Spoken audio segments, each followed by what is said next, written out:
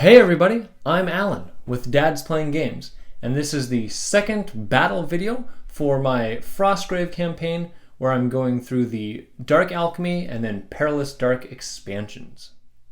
Be sure to check the details below for this campaign's introductory video, and there you'll also find links to some of our other Frostgrave content, and you'll find timestamps for this video in case you want to jump ahead or behind to a specific part. This video will be focusing on the Skeletal run scenario, which is the second scenario from the Dark Alchemy expansion. This scenario calls for a 2-foot by 3-foot board, though you'll notice my board is set up a little differently. The warband starts on one of the shorter ends and has to run past the skeletons to escape to the other end. 5 spawn points and 4 treasure tokens are placed on the far half of the board.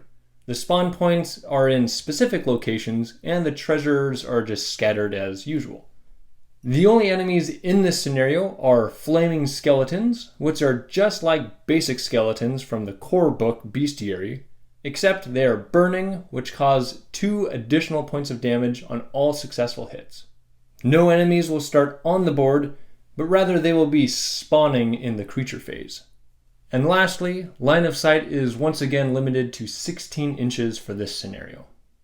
Now, we'll take a look at the state of Irvathon the Enchanter's Warband, then we'll do a short story recap of their last battle, and then we'll get into the Skeletal run scenario.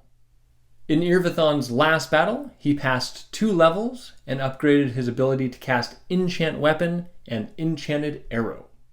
The potions and scroll they found have been stored in their vault at this time, as have their 55 gold crowns, as they aren't allowed to buy anything until the Dark Alchemy scenarios are complete. Having slayed the alchemical monstrosity and escaped hungry giant rats, Irvathon and his 3 soldiers pressed on through the doorway they'd found and down a spiraling staircase, with the hopes of locating the magical mixture they'd come to the now crumbling factory to obtain.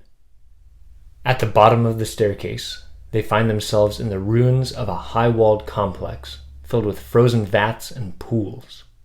Ancient pipework runs throughout the area to pump whatever substances were being made into bins and barrels. After spending a few moments mending their wounds, they notice some flames starting toward where they assume is their exit route. Stepping further into the open room, they hear the sound of ancient bones scraping across the ground, and notice the flames seem to be moving. And then that same sound and a flash of flame flares up behind them. The battlefield is all set up. The rules call for a 2-foot wide by 3-foot long board. And as you can tell, my board is not quite shaped like that. It's technically longer than 2 feet wide here in the middle, well, not quite 2 feet wide at the end and the beginning. It is the full 3 feet long, and as the goal of this scenario is to just simply get off the board, I want to make sure that stayed to scale. However, I don't have enough plates to make a full 2-foot wide board, and I thought that this was kind of a cool centerpiece here.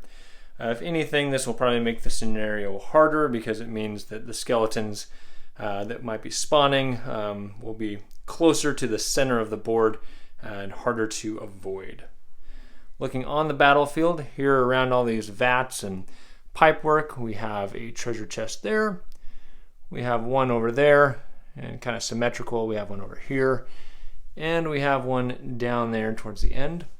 There are 5 flaming spawn points. One there, and over here.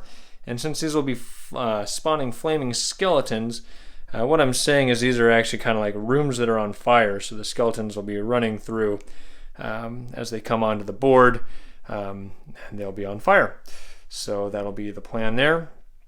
You'll also notice there's no enemies set up currently on the board. The rules say that no enemies start on the board, but after the warband has their first activation, then we'll be spawning some flaming skeletons kind of scattered around the board. My warband is set up over here. We have the same warband as last time, even though I technically could change the team.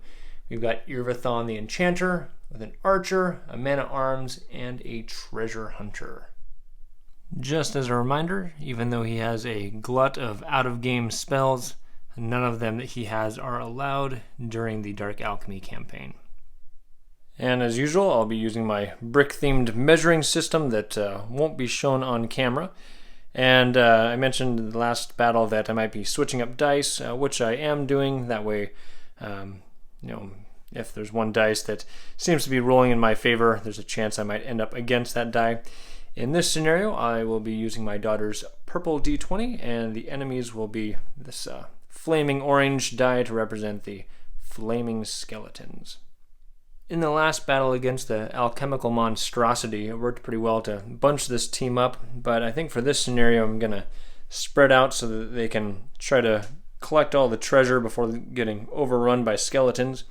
So Irvathon and the Man-at-Arms are going to head off this way, while the Archer and the Treasure Hunter head towards the middle and then off to that treasure over there. We'll see how this strategy pays off. And even though I know that some skeletons will spawn behind my team, I'm going to play as though they weren't quite expecting it. I'm going to start out by having Irvathon activate and cast Enchant Weapon on the Archer. He has recently upgraded this to a casting number of 7. And 5. He fails by 2, he'll empower that. Then he will move 6 inches over to here. For the soldier phase, the infantryman will activate. He'll run down these stairs and then double move over just past Irvathon. The Archer will double move down to there, and the Treasure Hunter on a double move will bust past him there. Now that it's the first creature phase, a flaming skeleton will spawn at one of these 5 flaming spots. So 1, 2, 3, 4, 5. Reroll a 6, 2, and 3. Alright, so this guy's going to pop up right down here. And this one will pop up over here. Then 2 more skeletons are going to pop up in the back corners on the starting edge of the board. So normally they'd be kind of way out there, but there's no board edge over there.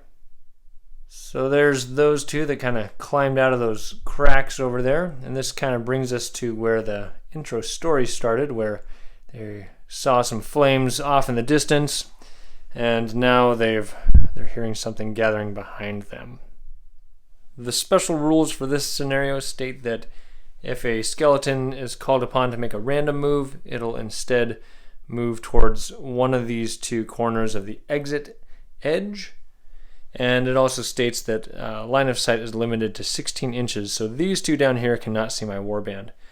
I'll start with having this skeleton make a random move. We'll do odd in that corner, even in this corner. We'll roll both of his moves. First he'll go odd, then he'll go odd again. Skeletons have a move of 6, so on a double move it'll move 9 all the way over to this corner. We'll do the same rolling for this guy. Even and odd. So his even movement over to this corner will send him right to the edge of this rough terrain, and then his odd movement will send him that way. Since that's rough terrain, he'll be kind of stuck in the middle there.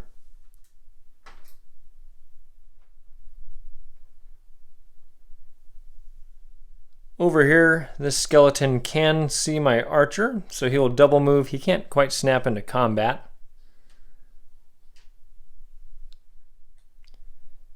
Nine inches puts him right there. I'll go ahead and show this movement here. The skeleton can move 6 inches. 5 will get him right behind Irvathon, unfortunately. And that would be a 1-inch move for the Man-at-Arms, so the skeleton will be just out of reach for the Man-at-Arms to snap into combat, unfortunately. Then with his second action, he will attack.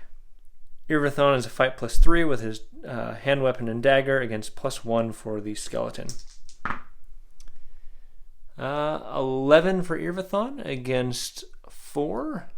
The flaming skeletons have the same stats as a regular skeleton, only They are also burning, which means if they do win a combat, they deal 2 bonus damage to my soldiers. But the skeletons have an armor of 10 with only 1 health, so that 11 is enough to deal 1 damage defeating that skeleton. So he becomes a flaming pile of bones. I didn't mention it at the start of the first round, but in this scenario, initiative does nothing. So I will not be rolling any initiative here for this next turn. And we'll have Irvathon start out by moving 6.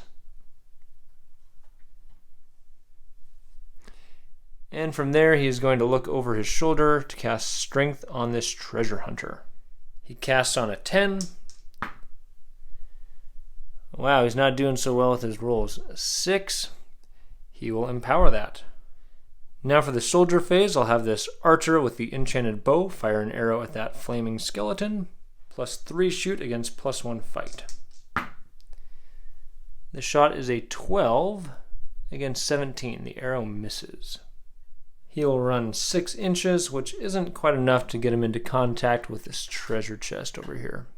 Then we'll have this souped up treasure hunter turn around and engage the skeleton. +6 treasure hunter against +1 skeleton. Oh man, 8 against 20. And they deal +2 damage. That's a 22. He has 11 armor, so he's down to 1. And this infantryman will do a double move down here. And now it is the creature phase. At the start of each creature phase beyond the first, 1 skeleton will spawn at a random spot. So again, 1, 2, 3, 4, 5. 3. So they really like it down here. I think I'm gonna have an army to fight once I get down here. We'll go ahead and roll this battle here, see if the treasure hunter has any better luck. Okay, again, +6 treasure hunter against +1 skeleton. Alright, 14 against 3. I still don't think my daughter's die has rolled over a 10, so... But at least that's enough to kill a skeleton. Another flaming pile of bones. Now down here to this skeleton army, we'll start with this guy. We'll go odd and even again. He is going to go even and then even. So he will leave this corner, run over to here on a double move. We'll do this guy next. He will move odd and then even. So he'll run 6 inches that way, but then 3 inches back, which ends up putting him there. And we'll check this skeleton. Odd, odd. He ends up in this back corner. For the next round, Irvathon will play it safe and just cast Enchant Weapon on the infantryman's axe. Cast on a 7. Hey, I got over a 10.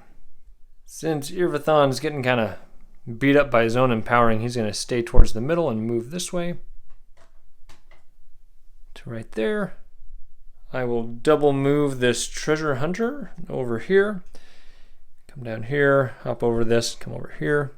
I mentioned in my campaign introductory video that I'm not using the optional wounded rule, so even though this treasure hunter is at 1 hit point, he can still do a double move.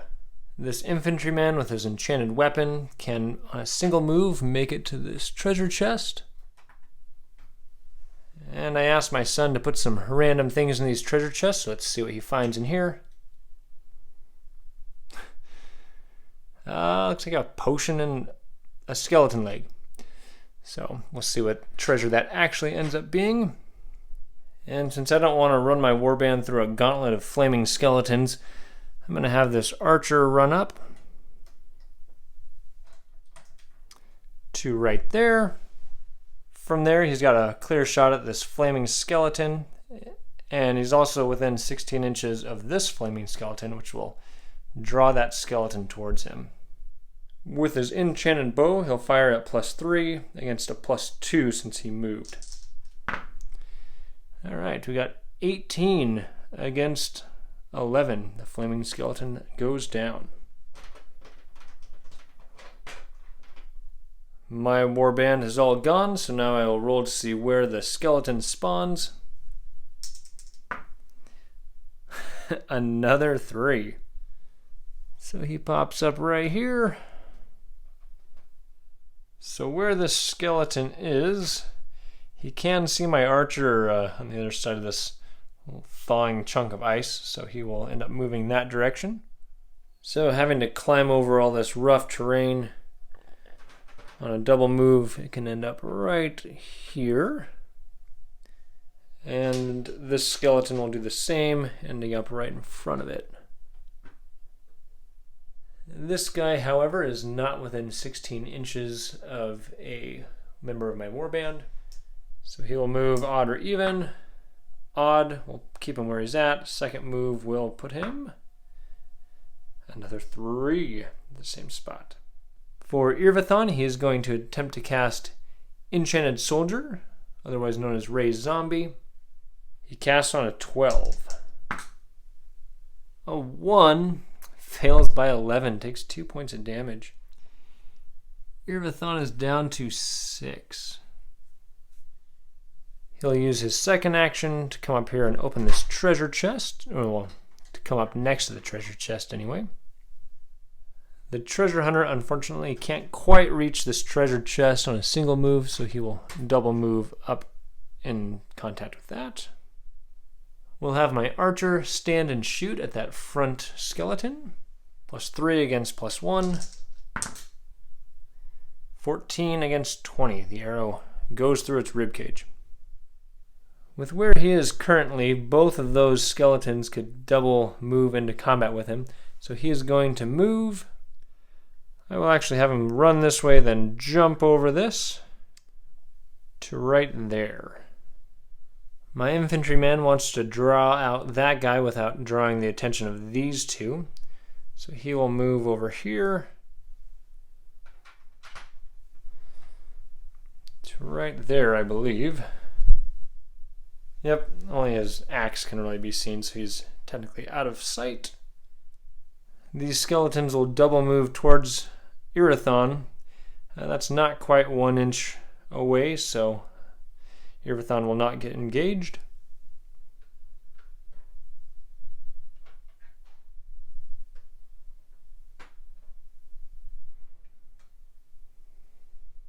I almost forgot to spawn the skeleton. It shows up at spot number 3. Oh, 4 this time. So it shows up right here. Now I am playing where there is supposed to be a wall here, so it cannot draw a line of sight through here at the treasure hunter. From where that skeleton is, it cannot draw a line of sight at Irvathon because of that pillar, but he can see the archer. 6 moved units will get him right to here. Then from there he can see Irvathon, so he's going to run up this bridge and join his buddies. The skeleton will double move over here to right there. Being a little nervous about casting any spells since Irvathon's down to 6 health, he is going to open this treasure chest. And of course a skeleton head and a potion in that one. And a little coin, so he is carrying a treasure, and then he is going to run. Jump over this to right there. Over to this archer, he will fire an arrow at this skeleton because he's got a clear shot at him. +3 against +1. 10 for the skeleton, and only 8 for the arrow miss. Then the archer will run over here to right there so that he is closer to the skeletons than Irvathon is. Next, this infantryman will climb over this rubble and attack this skeleton. His axe is enchanted, so +4 against +1. 11 to 13. Failure. He takes, would be 2 points of damage, but +2 because it's burning, so 4 damage. This treasure hunter will open up this treasure. Potion and some gold crowns, apparently. Then he will strategically move to right here. This way he is within 5 inches of this skeleton, but not that one, while the archer is 5 inches from this one, but not this one. For the creatures, see if where a skeleton spawns. 5. I've run out of flaming skeletons, so we'll take this one. And he will pop up right there. And he can single move into combat with Irvathon and attack. Irvathon is +3 against +1. 14 to 14.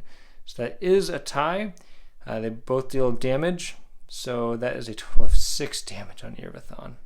So with that 6 damage, Irvathon goes down, as does the skeleton. Let's see what happens over here. We'll see which skeleton activates first. We'll do 1 through 5, 6 through 10, 11 through 15, and 16 through 20. 6. That is this skeleton. He will run over here and attack the treasure hunter that's only got 1 health left. +6 against +1. 18 to 11. So there's some good news. Splashes down into this water or ice.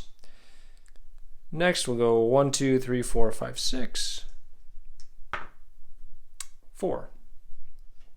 This one will jump across and engage the archer. +2 archer, +1 skeleton. That is 17 +2 damage. That is 8 damage on the archer. Next we'll go odd even. Alright, the infantryman gets attacked. So this battle here, +4 infantryman, +1 skeleton. 11 to 10. He wins. That deals 3 points of damage with the 2-handed axe. That guy goes down. This skeleton is closer to my archer, so he will jump over there. And it will attack with support. +3 for the skeleton, +2 for my archer. 20. The archer goes down. Alright, next round with Irvathon down and archer down. This treasure hunter will run over here and collect the treasure off of Irvathon. And the infantryman will double move up against this treasure chest. We'll see where the enemy skeleton spawns. 3 again. So I guess these bones have had long enough to burn.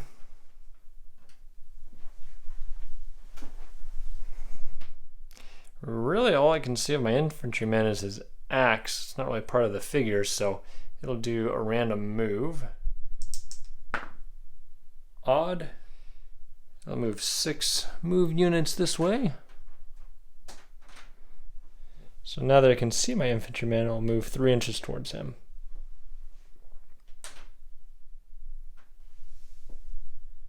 Both of these skeletons can double move into combat here. One of them can reach, the other will have to snap in. And that's the end of the creature phase. The treasure hunter, now carrying 2 treasures, will do a double move over to here. Then the infantryman will attack one of the skeletons. Infantryman is +4 against +3 with support. 20 +2 damage, that is 11 damage. Alright, the infantryman goes down. For the creature phase, one of these skeletons will run over and engage my treasure hunter. +6 against +1. 19, he defeats it. This thing goes down. The other one will run over. +6 against +1. 15 against 9 defeats that one. I suppose I need to spawn a skeleton. 0.2. I suppose this one just gets up. It wasn't completely defeated, apparently. From there, this skeleton can double move and snap into combat.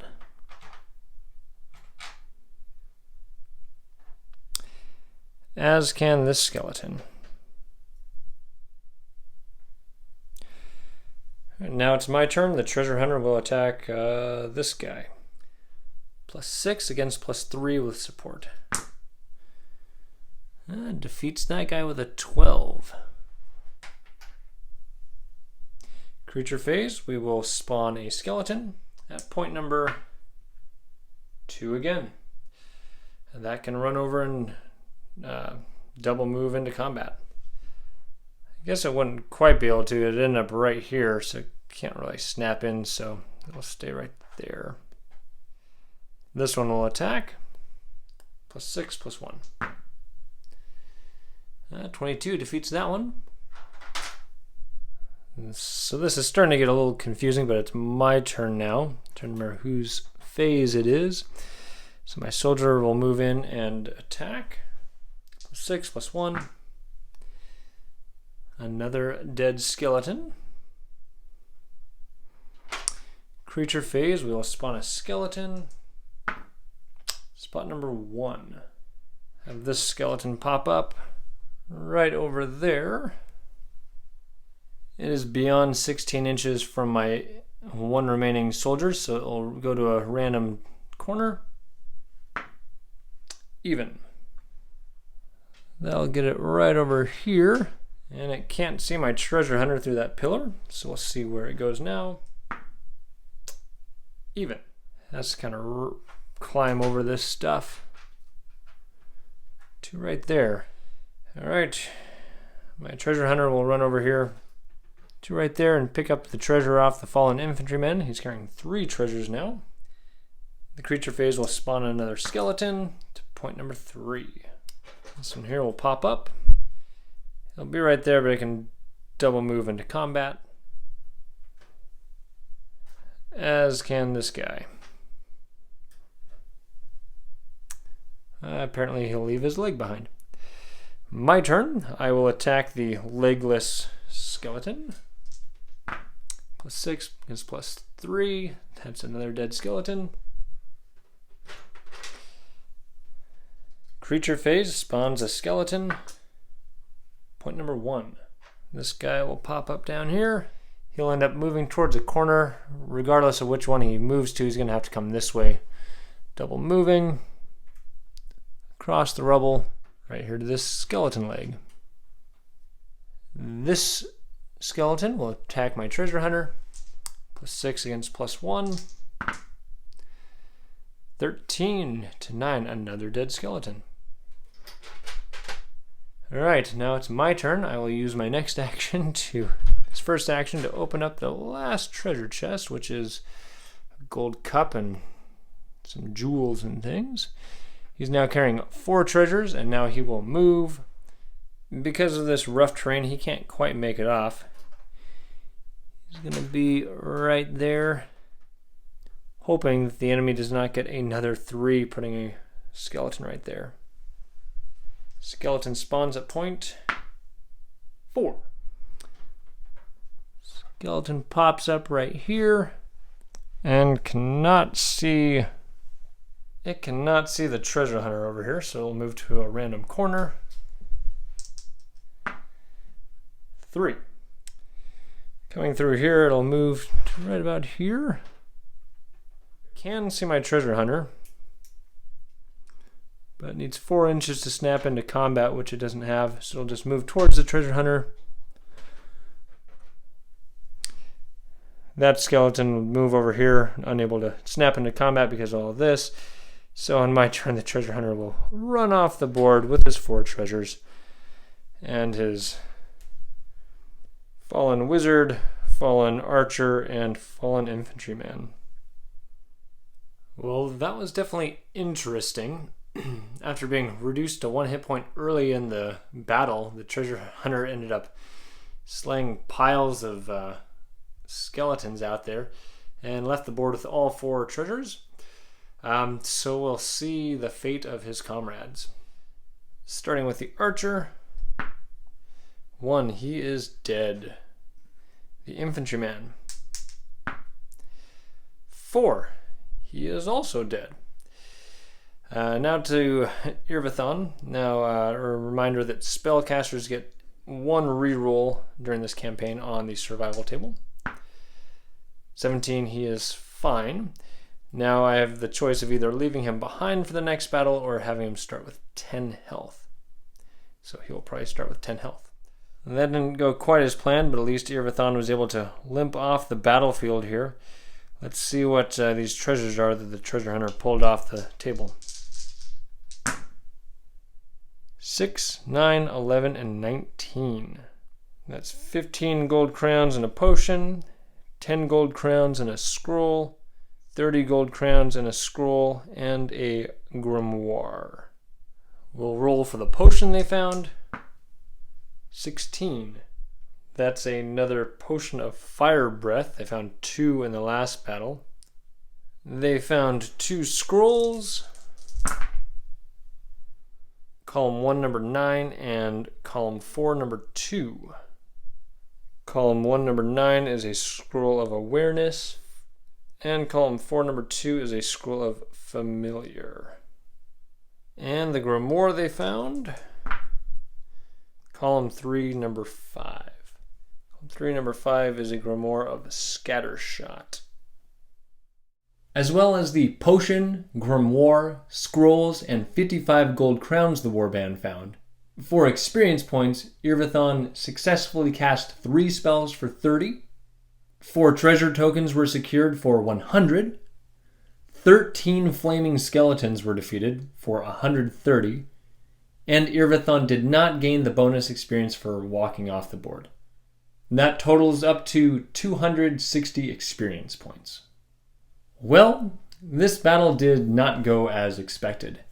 Having a lot of poor dice rolls, especially early in the game, meant that Irvathon had a lot of trouble casting his spells, and eventually he fell in combat because of all of his low dice rolls. And the rest of the warband had difficulties there as well. The death of their archer won't be too bad, because beyond who they've been bringing into their scenarios, they do have a full warband that hasn't been coming along, and they do have an extra archer there. However, the loss of their infantryman will be significant, as he will be replaced with a thug, and it'll be unfortunate to lose the two-handed weapon of the men-at-arms, because they'll be fighting some fairly well-armored constructs in their next battle. My treasure hunter, however, after being reduced to 1 health point in his first melee, went into complete beast mode for the rest of the scenario, and he killed 9 skeletons all by himself. I was kind of just waiting for him to die and then planned to just restart the scenario, but he just kept plowing through the skeletons, and in the end he made it off the board with all 4 treasures, and since he defeated those 9 skeletons, gave the warband some pretty good experience. So, with the exception of the 2 dead soldiers, they ended up coming out okay in this battle. As far as strategy, I don't know if my divide and conquer plan was the best choice. Since only 1 skeleton spawns after the first turn, I probably could have just clumped my team together where they could have supported each other as they went through and just slowly picked up the treasures and made it off the board that way. I know that thematically my plan was to split up so I could quickly get off the board, but since my treasure hunter single-handedly had to take out all those skeletons, I think it took me 12 rounds for him to get off, so I probably could have made it to the edge of the board quicker if they had actually just clumped together.